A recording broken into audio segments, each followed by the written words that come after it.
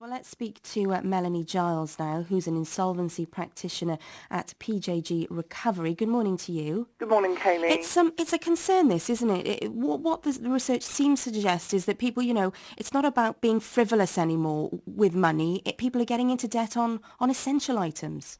It's interesting, isn't it? We're seeing a real shift over the last several years of causes of debt, from people suffering from change of circumstances to now actually just suffering from deficiency in income due to sort of stagnant salary increases and rising household costs, which are completely out of their control. And is it the fact that wages aren't sort of keeping up with, with sort of inflation that's causing this, do you think? Generally, and particularly in low-income families who often have to pay more for their utilities because of their financial situation, and are just not experiencing salary rises to keep ahead of that. And, specific areas such as rising food costs, housing costs, energy and transport are all contributing to this. Is this, Melanie, in some ways then perhaps a tougher nut to crack, in that, greater numbers of people are now falling into debt, perhaps with smaller debts than perhaps we've seen previously, but nonetheless it's catastrophic if those debts aren't managed properly? Absolutely. I mean, the research in the Trust indicates a growing number of inquiries from people owing less than £5,000, which may not seem an awful lot of money to the majority of us, but to families on the poverty line, suffering low income, or families, relying on benefits, those can be crippling and incredibly worrying. And we do know that people, don't seek the right advice and suffer in silence. So I think it's a growing problem that's perhaps just yet under the surface, but it is going to increase as time goes on.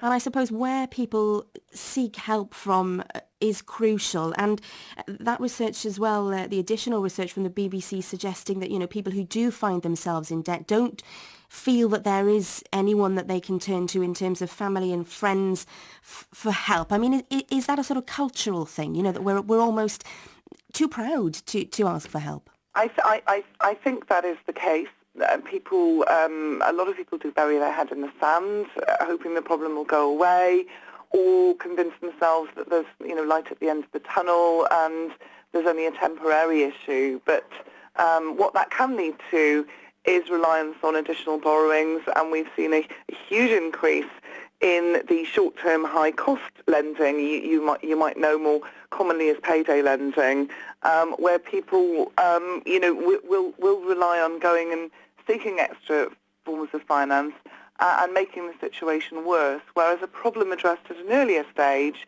is perhaps easier to resolve but by seeking help. And I think people don't realise how much free help and advice there is out there, even from professionals like myself. I mean, all advice is provided on a free of charge basis. So I would just encourage anybody who feels that they're struggling or is facing a financial struggle to actually go and find some help.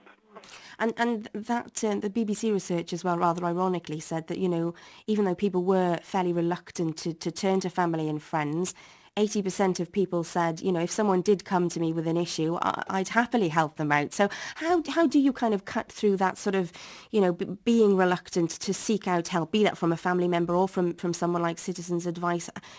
What is the advice to people who perhaps are listening to this currently in debt and don't really know where to turn? I would just encourage anybody that's struggling, to really grab the issue by the horns and, take stock of your finances. Look to see what debts need to be prioritised. Your housing costs, your food on the table, your essential travelling, keeping the property warm, really need to be prioritised ahead of unsecured debts to banks, credit card companies, etc. Look to see what expenditure you can cut out in terms of non-essential items. Look to see what benefits you're entitled to. It's amazing the amount of people that come to us and we find out they're just not claiming their tax credits and their housing support.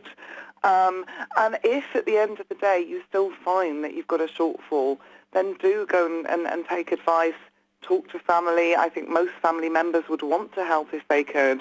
But know that your creditors, the people that you owe money to, they really do want to help too. And there's a lot of, schemes available with the utility companies these days people aren't aware of that they can actually explore. Thanks very much for speaking to us this morning. That was Melanie Giles there, an insolvency practitioner at PJG Recovery. The time now then, it's coming up to 6:15.